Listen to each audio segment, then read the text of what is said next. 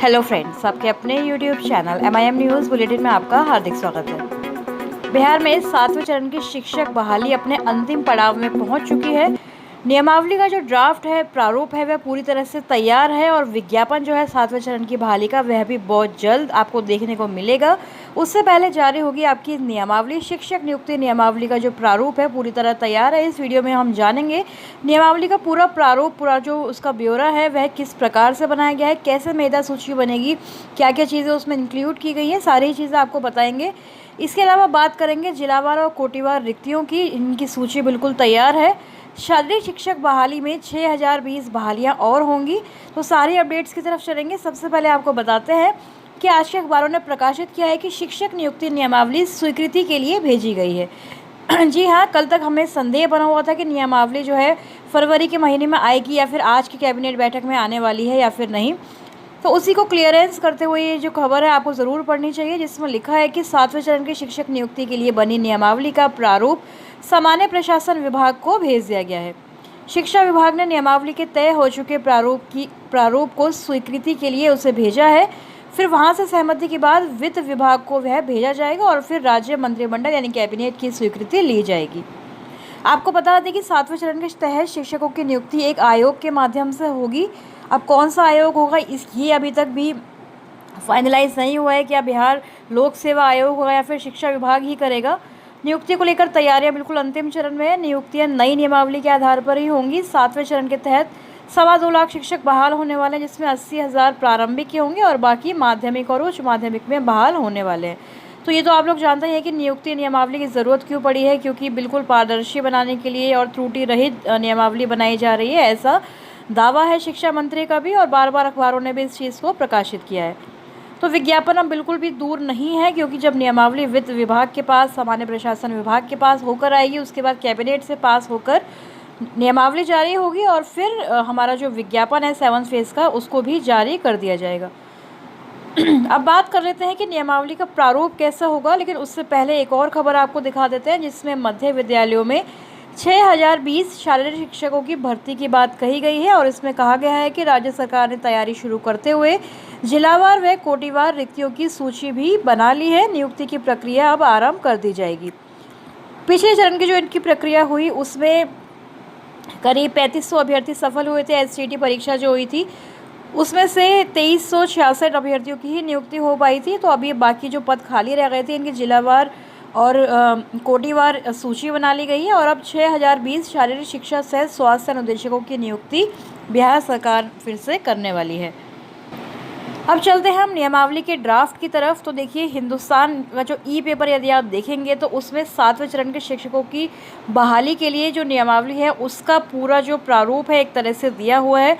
पूरी जो खबर है इन्होंने प्रकाशित की है, पूरा ब्यौरा, पूरी डिटेल्स नियमावली की लिखते हुए, जिसमें आप देख सकते हैं अपनी स्क्रीन पर। बिहार में शिक्षक नियुक्ति की तैयारियां जल्द होंगी। बहाली को मंजूरी देते हुए नई नियमावली प्रशासन को भेजी गई है। इस खबर को, इस रिपोर्ट को यदि आप डिटेल में अगर पढ़ेंगे अंदर, तो सारी नियमावली की जो चर्चा है यहाँ पर की गई है। पहले तो ये सारी बातें बताई गई हैं कि 2.25 लाख शिक्षक बहाल होंगे, 80,000 प्रारंभिक वगैरह। उसके बाद नियमावली की ज़रूरत क्यों पड़ी ये बताया गया है कि त्रुटि रहित, पारदर्शी बनाने के लिए, केंद्रीकृत और निष्पक्ष रूप से तैयारी कराने के लिए, बहाली कराने के लिए इसकी रूपरेखा तैयार हुई है। फिर 9222 नियोजन इकाइयों की जगह 38 नियोजन इकाइयाँ हैं और एक ही आवेदन आपको करना होगा। अब इसके यदि आप आगे पढ़ते जाएंगे तो आपको सारी ही खबरें जो है नियमावली से संबंधित यहाँ पर मिलती जाएंगी। लिखा गया है कि इसमें अभ्यर्थी उसी स्कूल में पदस्थापन का विकल्प रखेंगे, जबकि पहले एक अभ्यर्थी कई नियोजन इकाइयों में आवेदन करने को मजबूर होता था। शिक्षक संगठनों तथा अभ्यर्थियों ने सरकार तथा शिक्षा मंत्री से इस संबंध में गुहार लगाई थी। शिक्षक नियुक्ति नियमावली 2020 में कई महत्वपूर्ण बदलाव करते हुए शिक्षक नियुक्ति नियमावली 2023 बनाई जा रही है और इसी के आधार पर 7th फेज़ के अभ्यर्थियों की नियुक्ति होगी। अगले पेज पर यहाँ पर लिखा कि मेधा सूची कैसे बनेगी। तो मेधा सूची देखिए, पुरानी नियुक्ति नियमावली की चर्चा करते हुए बताया गया कि एकेडमिक मार्क्स पर बहाली, एकेडमिक मार्क्स पर मेरिट बनती थी। मैट्रिक, इंटरमीडिएट, स्नातक, PG सारे ही। उसके बाद प्रशिक्षण में प्राप्त अंकों के प्रतिशत को और पात्रता परीक्षा में अंकों के वेटेज के आधार पर आपकी बहाली होती थी। लिखा है कि नई नियमावली में भी लगभग यही व्यवस्था बनी रहेगी। देखिए यहाँ पर लिखा है कि यही व्यवस्था बनी रहेगी, मतलब एकेडमिक्स और ये जो वेटेज है ये बनी रहेगी और मेधांक के आधार पर आयोग द्वारा प्रशासनिक विभाग के परामर्श से निर्धारित किया जाएगा। तो देखना होगा कि 60-40 का रेशो होगा या फिर वेटेज दिया जाएगा। हालांकि वेटेज का तो प्रावधान पहले ही मना किया जा रहा है कि टीईटी मार्क्स का वेटेज नहीं होगा, उसका 60% जो आपके जो रेशो है वह रहेगी।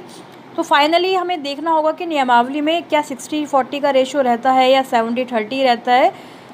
इसका फ़ायदा भी बताया गया है कि ऑनलाइन आवेदन की व्यवस्था की जा रही है। इसी में आपको बताया गया कि आवेदकों को केवल एक ही आवेदन देना होगा और उनकी उम्मीदवारी उनके दिए गए विकल्पों के अनुसार सभी जगह होगी। यानी कि आपको ऑप्शंस दिए जाएंगे, उसी में आपको चूज़ करना है और आपकी उम्मीदवारी उन सभी ऑप्शंस में उन जगहों पर बनी रहेगी। इससे आपको जगह जगह उन सभी केंद्रों पर, उन सभी नियोजन इकाइयों में जाने की ज़रूरत नहीं है, जिससे आप बहुत सारे फ़ोटोकॉपीज़ कराते थे, बहुत ज़्यादा पैसे भी खर्च होते थे, टाइम भी लगता था। आगे बताया गया है कि 4 के बदले केवल एक ही नियोजन नियमावली इस बार बनाई जा रही है। पहले आप लोगों को पता है कि प्रारंभिक विद्यालयों के लिए अलग होती थी, माध्यमिक उच्च माध्यमिक के लिए अलग नियमावली बनती थी और पुस्तकालय अध्यक्ष वगैरह के लिए, फिजिकल टीचर्स के लिए अलग अलग नियमावली जो है सामने आई है। 6 फेज़ में भी हमने देखा था। लेकिन इस बार केवल एक ही नियमावली होगी और नई नियमावली में केवल एक ही प्रावधान होगा जो सभी प्रकार के शिक्षकों पर लागू किया जाएगा। यानी प्रारंभिक से लेकर उच्च माध्यमिक तक के शिक्षक होंगे, लाइब्रेरियन की अगर भर्ती हो रही है, प्रयोगशाला सहायकों यानी कि फिजिकल टीचर्स, अनुदेशकों की नियुक्ति, सभी के लिए एक ही नियमावली लागू इस बार होने वाली है। विशेष शिक्षक व सहायकों की भी नियुक्ति इसी नियमावली से होगी। पहले इस तरह का कोई भी प्रावधान नहीं था कि स्पेशल जो टीचर्स हैं और जो प्रयोगशाला सहायक हैं, लैब असिस्टेंट, उनकी कैसे बहाली होगी। तो इस बार इस नियमावली में ये प्रावधान भी रखा गया है। पुराने शिक्षक नियुक्ति नियमावली में ग्राम पंचायत, पंचायत समिति, नगर परिषद, नगर पंचायत, इन सभी के जो अनुशासनिक प्राधिकार थे उनका गठन किया गया था। लेकिन नए शिक्षक नियुक्ति नियमावली में जिला स्तर पर ही एक ही स्थानीय निकाय नियुक्ति प्राधिकार व अनुशासनिक प्राधिकार का गठन किया गया है। यानी कि आपका जो दर्जा है वह जिला स्तर पर होगा। जिला कैडर के शिक्षक जो है इस बार बहाल किए जाएंगे। ये सारी ही चर्चा जो है नियमावली में आपको देखने को मिलेगी। तो जिस प्रकार से हिंदुस्तान ने इस खबर को प्रकाशित किया है, तो उससे यही लग रहा है कि नियमावली का लगभग जो प्रारूप है वह तैयार है और सामान्य प्रशासन विभाग को भेजा गया है। ये सारी चीज़ें उसमें आप नियमावली में आपको देखने को ज़रूर मिलेंगी। किस प्रकार से मेधा सूची बनाई जानी है, ये सबसे ज़्यादा मैटर करता है अभ्यर्थियों के लिए। तो थोड़े बहुत हिंट्स जो हैं आपको नियमावली के यहाँ पर देखने को मिल रहे हैं। अगर नियमावली में भी यही लिखा गया कि आयोग के द्वारा भर्ती होगी, तो क्लियरली तो वहाँ पर मेंशन ज़रूर ही किया जाएगा। ऐसा तो नहीं है कि बिल्कुल ही अननोन रखा जाएगा। नियमावली में सारी ही चीज़ें आपको देखने को ज़रूर मिलने वाली हैं। इसके अलावा एक और खबर आपको बता देते हैं कि 67,000 से अधिक पुलिस कर्मियों की बहाली भी जो है इस बार होने वाली है। ये खबर आज के अखबारों ने प्रकाशित की है। 1 जनवरी 2023 को ब्यूरो ऑफ पुलिस रिसर्च एवं डेवलपमेंट के अनुसार प्रति लाख आबादी पर अब स्वीकृत पुलिस कर्मियों की संख्या का जो औसत है वह निकाला गया है और उसी आधार पर ये जो पद हैं वह स्वीकृत हुए हैं। इतने ज़्यादा पदों पर अब पुलिस कर्मियों की बहाली भी होने वाली है। तो बहाली का जो है हर चारों तरफ से चर्चा है। शिक्षक बहाली की जो नियमावली है उसका प्रारूप, उसका जो ड्राफ्ट है तैयार है, सामान्य प्रशासन विभाग को भेजा गया है। अब 7वें चरण की शिक्षक नियुक्ति इसी नियमावली से होगी और जैसा हमने आपको पूरी डिटेल्स बताई नियमावली की, इसी प्रकार से आपको देखने को मिलने वाली है। तो इस वीडियो फिलहाल इतना ही। आज जो भी अपडेट्स आएंगी 7 फेज़ की वो आपके साथ शेयर करते रहेंगे अपने चैनल MIM न्यूज़ बुलेटिन पर। तब तक चैनल को आप सब्सक्राइब ज़रूर कर लें। Thank you for watching.